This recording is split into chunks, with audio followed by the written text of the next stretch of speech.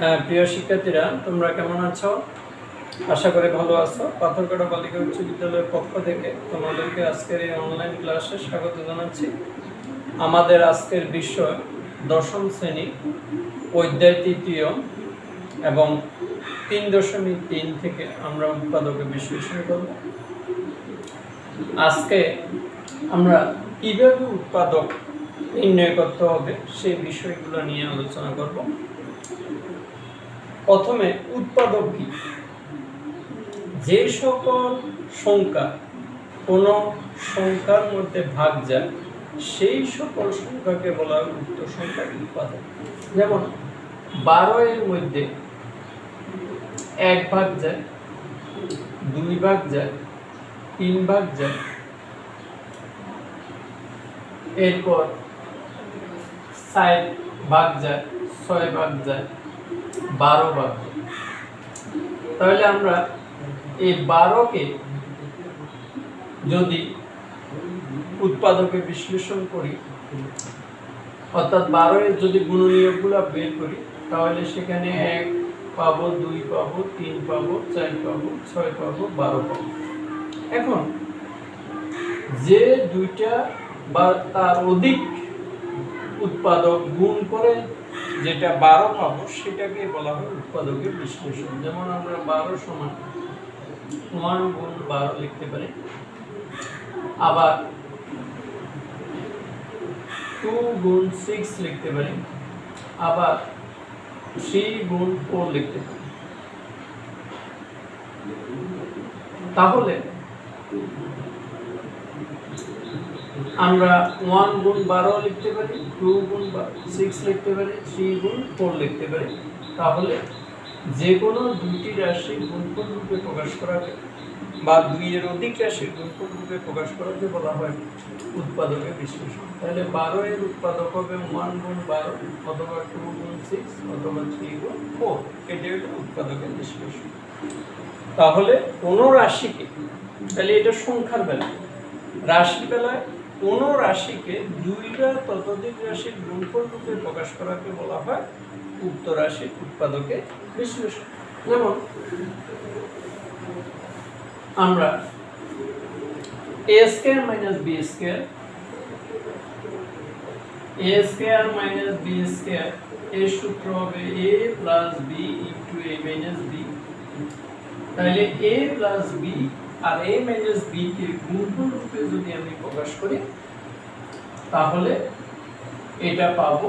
তাহলে এটাই হলো এত এর উৎপাদকের বিশ্লেষণ। আবার a minus b whole square কে আমরা a minus b into a minus b দুইটা রাশির গুণফল রূপে আমরা লিখতে পারি। আবার a cube minus b cube এর আমরা a minus b into a square plus ab plus b square আকারে প্রকাশ করতে পারি, কারণ আমরা তো সূত্রই জানি যে এটা a minus b into a square plus ab plus b square. তো তেমনি ভাবে a cube plus b cube এর সূত্র আমরা কি জানি, a plus b into a square minus ab plus b square. আবার যদি আমরা a cube a plus b whole cube আকারে যদি লিখি, তখন এটাকে আমরা একই রাশি 3 বার গুণ হবে। তাহলে a plus b into a plus b into a plus b লিখতে পারি। আবার a minus b whole cube আকারে যদি প্রকাশ করতে পারি, তাহলে a minus b into a minus b into a minus b আকারে লিখতে পারি। তাহলে দেখো, আমরা উৎপাদকের বেলায় যেমন আমরা যদি a b স্কয়ার যোগ b স্কয়ার c যদি লিখি, এই দুইটা থেকে যদি আমরা b স্কয়ার কমন নিই a প্লাস c, তাহলে আমরা কমন নিয়ে উৎপাদকের বিশ্লেষণ করতে পারি। এরপর মধ্যপদের বিশ্লেষণ। যেমন আমরা 5x স্কয়ার, শুধু x স্কয়ার লিখলাম, মাইনাস 3x মাইনাস 4। এখন এটাকে আমরা মধ্যপদকে এমন ভাবে ভেঙে লিখব যেন 4 আর 1 গুণ করলে কি হয়, 4 হয়, আর 4 থেকে 1 বিয়োগ করলে কি হয়, 3 হয়। তাহলে এই ধরনের রাশির বেলায় আমরা এখানে যখন তিনটে রাশি পাবো, এই তিনটে রাশির দিকে খেয়াল করব যে প্রথম রাশির মধ্যে যে চলকটা আছে সেই চলকের পাওয়ার যত হবে, দ্বিতীয় রাশির মধ্যে সেই চলকের পাওয়ার তার অর্ধেক হতে হবে। যেমন এখানে 2, তার অর্ধেক 1। যদি আমি এখানে 3 লিখতাম তাহলে তাকে আমরা এই মধ্যপদকে বিভক্ত করতে পারতাম না। এখন এই মধ্যপদকে বিভক্ত করতে হলে এটার পাওয়ার যত হবে এটার পাওয়ার তার অর্ধেক হতে হবে, তাহলে সেটাকে আমরা মধ্যপদে বিভক্ত করতে পারবো। অর্থাৎ মধ্যপদকে বিভক্ত করে দুইটা পদে রূপান্তর করাকে বলা হয় মিডল টার্ম ফ্যাক্টর, অর্থাৎ মিডল মাঝখানেরটাকে বিভক্ত করা। তাহলে আমরা মিডল টার্ম ফ্যাক্টরের মাধ্যমেও অঙ্কটা করতে পারি। যেমন এই 3x টাকে আমরা ভেঙে কি করতে পারি, x স্কয়ার মাইনাস, এখানে যে আমরা 4 এবং 1 এ ভাগ করেছি, একটা 4x লিখব আর একটা 1x মানে শুধু x লিখব। তাহলে দেখো 4টা x থেকে যদি একটা x চলে যায় তাহলে 3টা x। এখন প্রশ্ন করতে পারবো কেন এখানে প্লাস চিহ্ন, এটা বিয়োগ হবে কেন? কারণ আমরা জানি যে এর আগে দুইটা সংখ্যার মধ্যে একটা প্লাস একটা মাইনাস থাকলে তাহলে তাকে বিয়োগ করতে হবে। তাহলে 4x থেকে যদি x বিয়োগ করি 3x হয়। এখন চিহ্ন কোনটা হবে? যেই সংখ্যাটা অপেক্ষাকৃত বড় সেই সংখ্যার আগে যে চিহ্ন আছে সেই চিহ্নটা এই বিয়োগফলের সাথে বসবে। তাহলে 4x থেকে x চলে গেলে 3x হয় এবং 4x হলো বড়, তার আগে চিহ্ন মাইনাস, এই জন্য মাইনাস 3x। আর এখন প্রশ্ন হলো আমি এটা বিয়োগ কেন করলাম? লাস্টে যে পদটা আছে সেই পদের চিহ্ন যদি মাইনাস হয় তাহলে আমাকে এই মধ্যপদ বিভক্ত করে যে দুইটা পদ লিখব সেই পদগুলো বিয়োগ করতে হবে। আর যদি লাস্টের চিহ্ন যদি প্লাস হয় তাহলে আমাকে মধ্যপদ বিভক্ত করার পর যে রাশিগুলো পাবো সেগুলোর আগে প্লাস চিহ্ন দিতে হবে। তাহলে এটা মাইনাসের বেলায় এখানে একটা মাইনাস একটা প্লাস হবে, আর প্লাসের বেলায় দোনোটার আগে একই চিহ্ন করবে। এখন প্রশ্ন হলো দোনোটার আগে কি চিহ্ন করবে? একই চিহ্ন যদি হয় তাহলে সেই চিহ্নটা নির্ভর করে এটার উপর। এটা যদি আগে মাইনাস থাকে তাহলে উভয়ের আগে মাইনাস চিহ্ন বসবে, আর এটার আগে যদি প্লাস থাকে উভয়ের আগে প্লাস। তাহলে আমরা যে এখানে যে নিয়মগুলোর কথা বললাম এটা আমি আবার রিপিট করে দেখো। এখানে যদি দুইটা রাশি থাকে বা তিনটা রাশি থাকে আমরা দেখব সেখান থেকে কোনো কমন যায় কিনা। কোনো কমন উপাদান যদি কমন যায়, কমন মানে কি যে উপাদানটা দুটোটার মধ্যে আছে, অর্থাৎ যে উপাদানটা দিয়ে উভয় রাশিকে ভাগ করা যায় সেই উপাদানটাকে বলা হয় কমন উপাদান। সেই এখানে যেমন a b স্কয়ার, এখানে b স্কয়ার আছে, এখানে b স্কয়ার c, তাহলে এখানেও b স্কয়ার আছে, তাহলে দুইটা রাশিকে আমি b স্কয়ার দ্বারা ভাগ করতে পারব। সেই জন্য যে রাশি দ্বারা ভাগ করা যাবে সেই রাশিটাকে বলা হয় কমন উপাদান। তাহলে এখানে b স্কয়ার দ্বারা উভয়টাকে ভাগ করা যাবে, তাহলে b স্কয়ার হলো কমন। b স্কয়ার কমন নেওয়ার পর আমরা এটা ভাগ করি, এখানে বসাবো। b স্কয়ার দ্বারা যদি এই রাশিটাকে ভাগ করি তাহলে কি দাঁড়াবে? a b স্কয়ার, আর b স্কয়ার দ্বারা ভাগ করলাম, এটা চলে গেল আর থাকলো a। আবার b স্কয়ার c কে যদি আমি b স্কয়ার দ্বারা ভাগ করি, b স্কয়ার চলে গেল আর থাকলো c। তাই আমরা দুইটা বা তিনটা রাশির মধ্যে যদি কমন রাশি পাই, কমন রাশি কমন নিয়ম সেই রাশিকে উৎপাদকে বিশ্লেষণ করতে পারি। এবার আসো দুইটি পদের বর্গের বিয়োগফল রূপে যদি আমরা প্রকাশ করতে পারি, উদাহরণ হিসেবে যেমন আমরা যদি বলি যে 4x স্কয়ার মাইনাস 1, এটাকে আমরা দুইটা রাশি বর্গের বিয়োগফল রূপে প্রকাশ করব। এটা পূর্ণবর্গ হইতে হবে, তাহলে x এর উপর স্কয়ার আছে কিন্তু 4 এর উপর নাই, তাহলে 4 এর বর্গমূল লিখব, x স্কয়ারের বর্গমূল লিখব, পুরোটার উপর হোল স্কয়ার লিখব। এখন ভেঙে দেখো 2 এর বর্গ 4, x এর বর্গ x স্কয়ার, তাহলে দুইটি পূর্ণবর্গের বিয়োগফল রূপে আমরা প্রকাশ করব। এই একটা পূর্ণবর্গ, এই একটা পূর্ণবর্গ, তাদের বিয়োগফল রূপে প্রকাশ করব। তাহলে এখন a স্কয়ার মাইনাস b স্কয়ারের সূত্র হলো, তখন এটা হবে a plus b into a minus b। তাহলে আমরা এই আকারে কোনো যদি রাশি থাকে তাকে আমরা উৎপাদকে বিশ্লেষণ করব কিভাবে, দুইটি পূর্ণবর্গের বিয়োগফল রূপে প্রকাশ করব। তখন a স্কয়ার মাইনাস b স্কয়ারের সূত্র দেব, a plus b into a minus b হবে।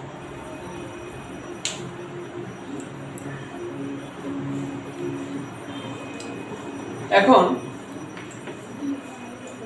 আমরা তাহলে দুইটি পূর্ণবর্গের বিয়োগফল রূপে প্রকাশ করি, এই উৎপাদক বিশ্লেষণ করা যায়। এই নিয়মটা তোমরা নিশ্চয় বুঝতে পেরেছো। এরপর আমরা পূর্ণবর্গ রূপে কোন রাশিকে যদি আমরা পূর্ণবর্গ রূপে প্রকাশ করতে পারি, যেমন মনে করো এটা প্লাস আছে, এখানেও আমাকে প্লাস দিতে হবে। যেমন 4x square plus 4x plus 1, এটাকে যদি আমি পূর্ণবর্গ রূপে প্রকাশ করতে যাই, আমরা জানি যে a প্লাস b হোল স্কয়ারের সূত্র হলো a প্লাস b হোল স্কয়ারের সূত্র হলো a square plus 2ab plus b square, a square plus 2ab plus b square. তাহলে আমরা যদি এটাকে 2x হোল স্কয়ার লিখি, এটাকে যদি 1 হোল স্কয়ার লিখি, অর্থাৎ 4x স্কয়ার কে যদি পূর্ণবর্গ রূপে প্রকাশ করতে যাই তাহলে 2x হোল স্কয়ার হবে, 1 কে যদি পূর্ণবর্গ রূপে প্রকাশ করতে যাই 1 স্কয়ার হবে। তাহলে এখানে সূত্রে 2 ইনটু a এর জায়গায় 2x ইনটু b এর জায়গায় 1 পেলাম, তাহলে a square plus 2ab plus b square আকারে সাজিয়ে লিখি। তাহলে a square plus 2ab plus b square এর সূত্র হলো a plus b whole square. এখন a এর পরিবর্তে কি আছে, 2x, আর b এর পরিবর্তে 1 হোল স্কয়ার।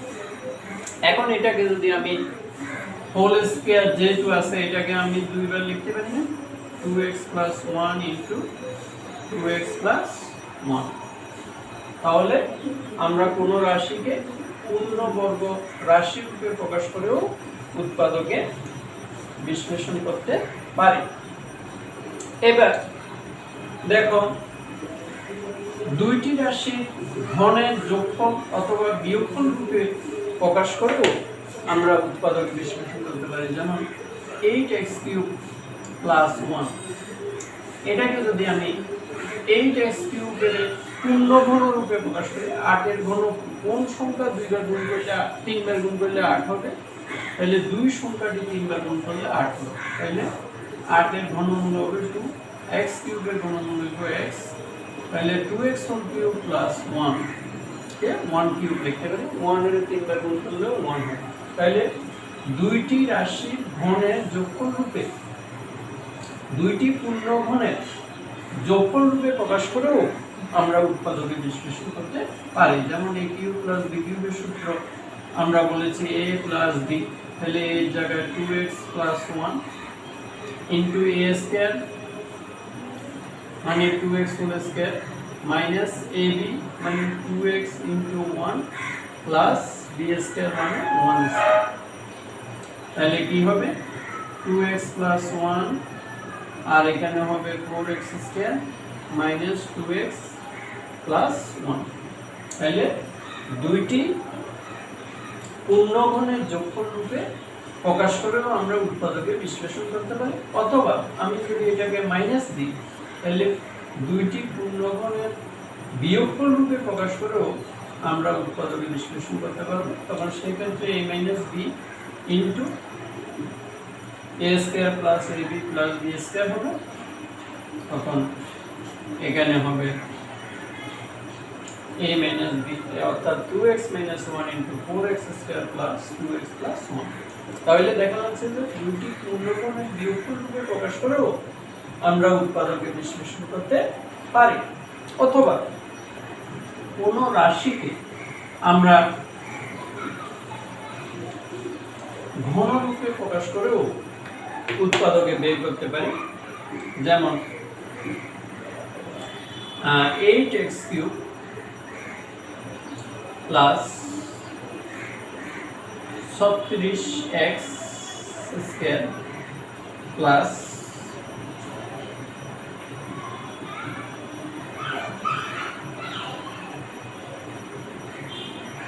54x plus 27। এটাকে আমরা ঘন রূপে প্রকাশ করব কিভাবে? যেমন 8x কিউবের আমরা লিখতে পারি 2x হোল কিউব, 27 কে আমরা লিখতে পারি 3 কিউব। তাহলে এটা a কিউব লিখলাম, এটা b কিউব লিখলাম, plus 3 into 2x whole square into 3 plus 3 into 2x into 3 whole square. তাহলে দেখো এটা মিলছে কিনা? 2 এর ঘন 8, x এর ঘন x কিউব, 2 এর বর্গ 4, 3 × 12, 3 × 12 36 x স্কয়ার, 3 এর বর্গ 9, 9 × 2 = 18, 3 × 18 = 54x প্লাস 3 লিখে 9 3 × 27। তাহলে আমরা এটাকে 2x + 3 হোল কিউব লিখতে পারি। এখন এই রাশি 3 বার অর্থাৎ কিউব আছে বিধায় এটাকে আমরা 3 বার লিখতে পারি, 2x + 3 * 2x + 3 * 2x + 3। তাহলে একটা রাশিকে পূর্ণঘন রূপে প্রকাশ করেও আমরা উৎপাদকে বিশ্লেষণ করতে পারি। এখন যদি এটা মাইনাস থাকতো এবং এটাও যদি মাইনাস থাকতো তাহলে আমরা এখানেও মাইনাস পেতাম, এখানেও মাইনাস পেতাম, এখানে মাইনাস হতো, এখানে সবগুলো মাইনাস হতো। অর্থাৎ দুইটা রাশির যোগফলের পূর্ণঘন অথবা বিয়োগফলের পূর্ণঘন রূপে প্রকাশ করেও আমরা উৎপাদকে বিশ্লেষণ করতে পারি। তাহলে প্রিয় শিক্ষার্থীরা, তোমরা বুঝতে পারছো বিভিন্নভাবে আমরা উৎপাদকে বিশ্লেষণ করতে পারব। এরপর আসো আমরা যেটা বলেছিলাম যে মধ্যপদের বিভক্তিকরণের মাধ্যমে, অর্থাৎ যেটাকে মিডল টার্ম ফ্যাক্টর বলা হয়, তার মাধ্যমেও আমরা উৎপাদকে বিশ্লেষণ করতে পারব। যেমন